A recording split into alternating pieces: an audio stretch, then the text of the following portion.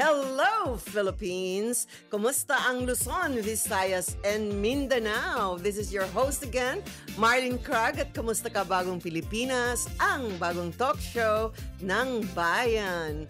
So with me is my new co-host, Dr. Conrad Pereras. Magandang umaga po sa inyong lahat. Mga tagapakinig ng Kamusta Ka Bagong Pilipinas. Saan ba napupunta yung piso natin pag hindi naka-account? So today we uncover the truth behind good governance. Talking of governance, let's start from the very concept of what is governance.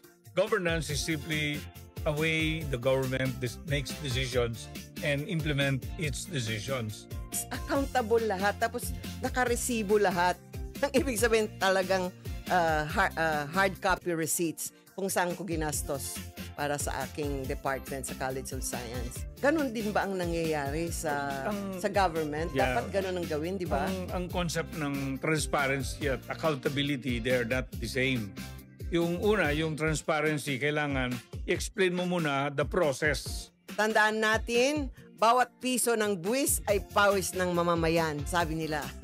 Karapatan nating malaman kung saan ito napupunta, because only when you see clearly can we truly say, this is Bagong Pilipinas. Kamusta